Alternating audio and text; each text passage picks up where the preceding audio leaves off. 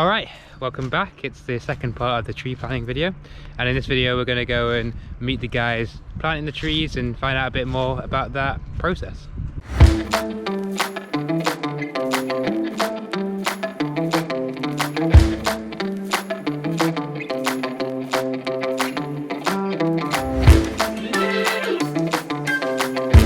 Alright, I've come over here with Josh, who's planting for us at the moment. We've got sycamore and Norway maple going in here.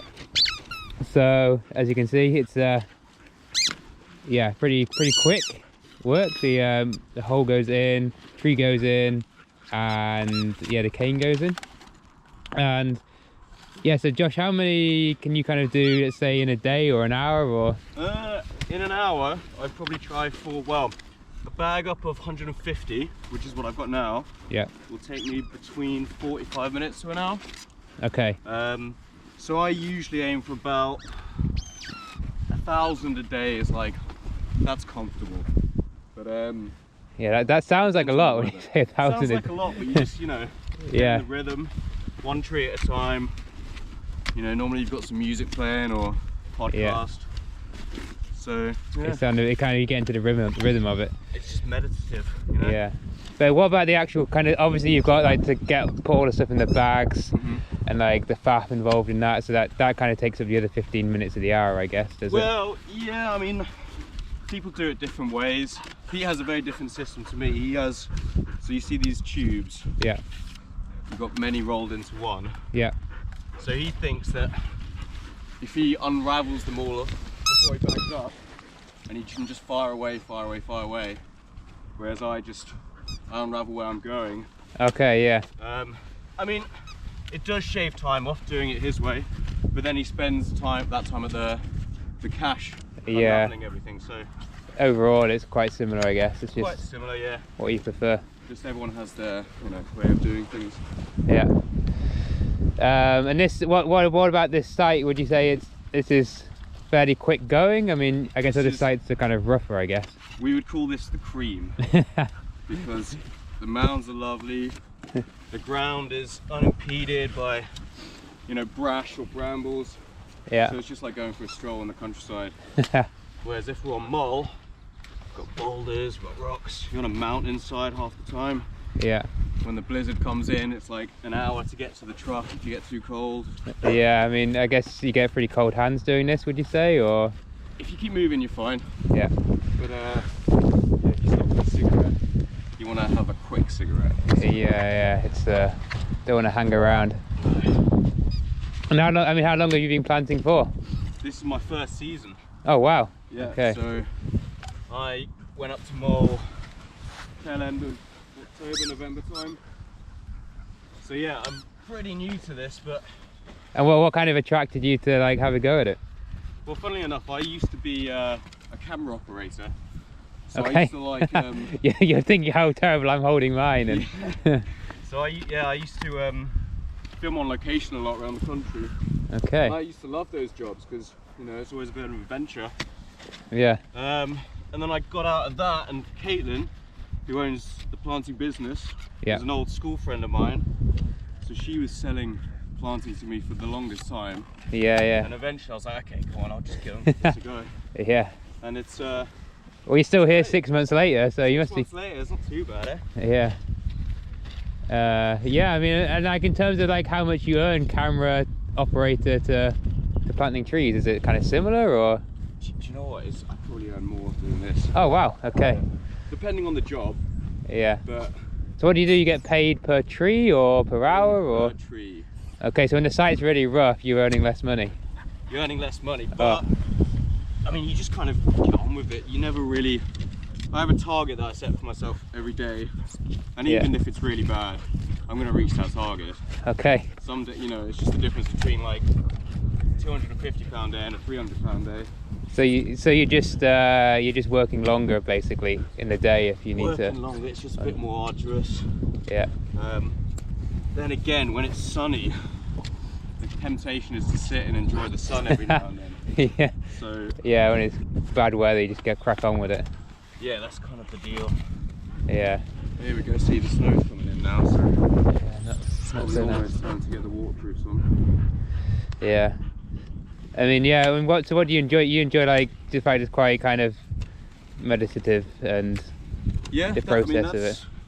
That's one thing. I mean, it's just the practice. You're just doing a repetitive thing over and over again, and it could feel quite, you know, boring and mundane to people, but yeah, I like it. Just get my head down.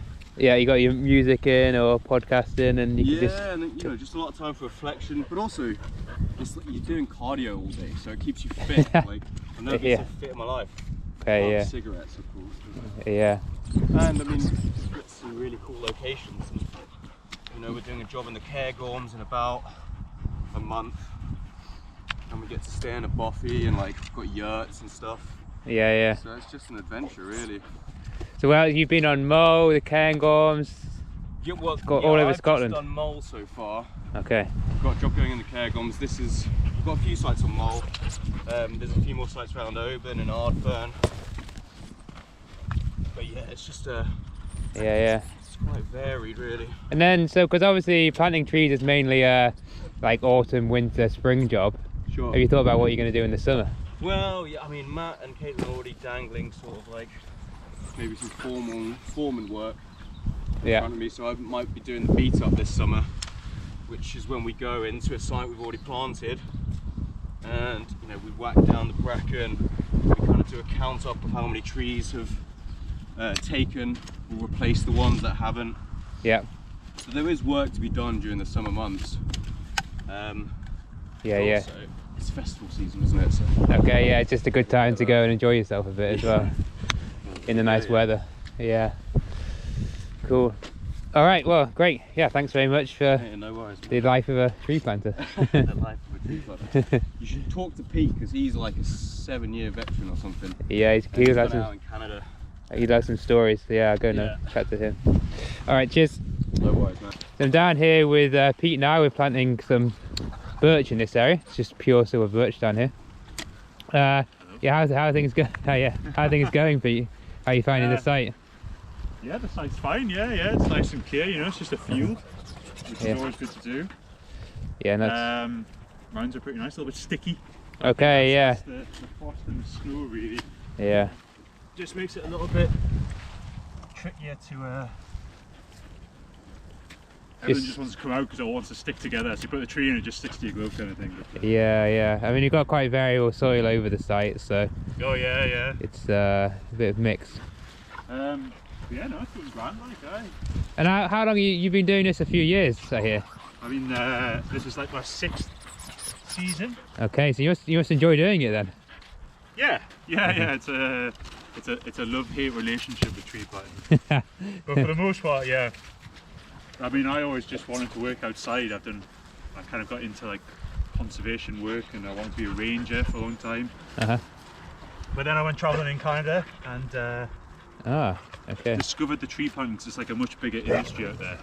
Yeah. And that's where I met Matt, who's like running this crew kind of thing. Yeah. So yeah, and then I came back to the UK, and I've been doing it for like 4 years in the UK now. So what would you say the difference is between tree planting in Canada and the UK? It's just it's kind of completely different. Like the whole setup's different, because it's all. I mean, all the planting I did in Canada anyway was like restocking like native forest, but all conifer, all for timber purposes. Right. But it's just on a much bigger scale. You work on a camp of like 50 people. Oh wow. And you all live out 5 hours deep into the bush, kind of thing. On a forestry camp. And it's a very short season because they just wait for the snow to melt. Okay, so it's like a summer job. You've only got 3 months until it's too hot, kind of thing. Yeah, right, yeah. So it's a different kind of deal. It's much more intense. And were they replanting the similar types of species, or are they putting in different species out there? Similar types of species, but they're mainly just planting like lodgepole pine. Okay. A couple of different kinds of spruce. Yeah. And a little bit of cedar here and there, but mainly just a lot of pine, like. Yeah. Yeah. But I mean, similar kind of deal. They would plant depending on the ground conditions and that kind of thing. Mhm. Yeah. So I guess you've got sites now which are like, yeah, a few years old. Have you been back to see some of the stuff you planted originally in the UK? I haven't in the UK yet. Ah, right, okay, you've not been doing it so long. I worked for a different company called Tomorrow's Forest. Okay, yeah. And they planted a lot more in like the southern England kind of area. Okay. Which isn't an area I'd normally kind of go back to. No. But I did 2 years ago. I planted a site kind of like nearby where I'm from. So I'll go back and see that at some point. Yeah. But the ones we've been doing on Mull will be good because I'm always visiting Mull every year anyway. Okay, nice. And you can see them from the ferry when you kind of like when you're heading there. Yeah, they're native forests, are they, or mixture? Exactly, yeah, but just all native mixed, like yeah, 7 or 8 species kind of thing. So which is always nicer to do. It's always nicer to plant stuff. It's not going to get put down. Yeah, it's going to be there for quite a long time. Yeah, exactly. Like yeah. I mean here, because obviously we're doing continuous cover here, so hopefully there's always had that forest feeling. Yeah. Even though we are going to be cutting stuff down. Well. And what you're doing here is that kind of. Have you got like production sections and then sections that are just getting left? Yeah, like so the native sections and the outside bits kind of, yeah. Yeah, so the native areas that are marked on the map, they're just predominantly just be left. Yeah, nice. But everything else, so what we're planting now here, sorry, what you're planting here is silver birch, so hopefully this will be productive. Right. Yeah, whether we're planting dense enough, it's hard to know because, you know, birch doesn't grow with greatest form, so yeah, potentially what we could have been used for birch, just firewood and stuff? No, it's I mean in Scandinavia they use birch in construction purposes. Oh, right, yeah. For example, you can make like flooring, you can make out of birch. But obviously it needs to grow pretty straight, which most birch in Scotland doesn't grow very straight. Yeah. So partly, so like here, this area, why we picked this spot was because so to the west, which is behind you, is obviously where the prevailing wind comes from. But here, it's because of the trees that we've got here already. Hopefully they have some protection. Yeah. Which hopefully mean they'll grow a bit straighter. Yeah, well it's the wind that does it, isn't it? Like. Yeah. Is that the idea with kind of like quite dense as well, that they kind of shelter each other? Yeah. And so basically going straight up towards the light. Yeah. But potentially, I mean, I think it's let's say density is 2,700 per hectare, whereas maybe we should be at like 4,000 potentially, like, even denser. Yeah. But I think it's kind of a bit of an experiment as well for us. So yeah, good stuff like that. Whereas in other areas we've got like oak, wild cherry and birch mixed together. So in those areas the birch is more like a nurse species. Right, because it grows quicker, and hopefully the other trees will grow straighter because of it. So yeah, it's quite a different mix, which is obviously complicating things from a planting perspective. But well, I mean, it's not too. I've done more complicated. Like. Oh wow, okay, that's yeah. It's not too bad. I mean, because it's all. You haven't got like all the species in one bit. Do you know what I mean? If you got like 13 species in one little section. Yeah, we've generally it's only 3 or 4 at the most in one block. So yeah, I think one of the conifer areas is a bit more complicated, but well, there's only 6 species, but that's all good. We'll come to that later on, I think, once we've done these broadleaf areas. Yeah, I was planting down in Suffolk there, and the Forestry Commission down there, Thetford Forest is massive, like, and they're doing continuous cover as well. Okay. With all their like huge plantations. Yeah. They're trying to do like a continuous Thetford, cover. Okay, that'd be interesting to go and look at that. Yeah, but I mean theirs is just like, it's all straight lines still. Right. But they're like thinning out the lines. Yeah, I mean over time it will, as you get natural generation, it'll become less like straight lines. Yeah, here we just. I mean, there's the Forest Commission is just straight lines because they thin everything out. Right. So they're just growing it's a field, isn't it, of timber? So like, yeah. But are they getting any natural generation, or do you know? Or? No. Okay. Well, I guess they might get some in there, but they'll be thinning it out as they go out. And then they're going to plant directly. Because it's all restock here, so it's all already been felled. Yeah. Well, if they're going for continuous cover, that means at some point they need to underplant, will they? Do you think? Exactly. Or? That's what we were doing. You were underplanting. Yeah. Well, you 15 years old, I think the trees were. Okay. And we were underplanting, but still just straight lines. Oh, right. Okay, you're still still underplanting in straight lines. 8 lines, and we would be planting like grow 3, 5 and 6 or whatever. Okay, interesting. And the other ones would be left to grow on. Right, so they weren't trying to get natural regeneration. That's interesting. No, they were just trying to. Yeah, I don't know. It was quite experimental from what they were saying as well. Yeah, I mean, what were you underplanting with? Yeah, it was all conifer mixed still, cedar, spruce, pine. Okay. Commercial timber still. Yeah, no, it's just interesting to know what they would underplant, because obviously not as much light is there, so some stuff doesn't grow as well. Good point. Like Scots pine would be pretty terrible in that kind of environment. I don't remember specifically. Like Thetford Forest, yeah. I have to look into that. Yeah. Well, you're doing about 1,000 a day as well, planting? About 1,000, like I mean, on this side probably maybe like 1,200. Okay, right. And are you pretty much working from sunrise till sunset, or until you're back? I generally don't like to go over 9 hours in my day. Okay. Like I used to just keep going and going and going, but just wears you out, you know. If you want to try and keep going for months on end, you just pace yourself a wee bit. Like. Well, you're doing 5 days a week, or? Yeah, I'm doing Monday to Friday. Yeah. We never used to, but. And then you've got a camper van, so you generally just live on site basically. It's good. I mean, it's like. Yeah, my commute was just walking up the hill this morning, which is quite nice. Like, yeah, it's perfect, isn't it? Yeah. It's yeah, the camper van works quite well, really. Yeah, because I mean, I guess sometimes, I mean, obviously it's not like Canada in the middle of nowhere, but still, the sites are not super close to, like on Moor. Yeah, well, some lovely spots. I stay in. Normally there's other lads in the caravans and stuff as well.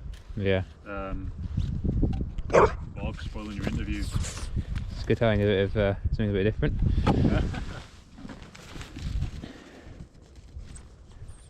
That's it, the barking never stops now. Wow. You've proven it. Yeah, I'm not.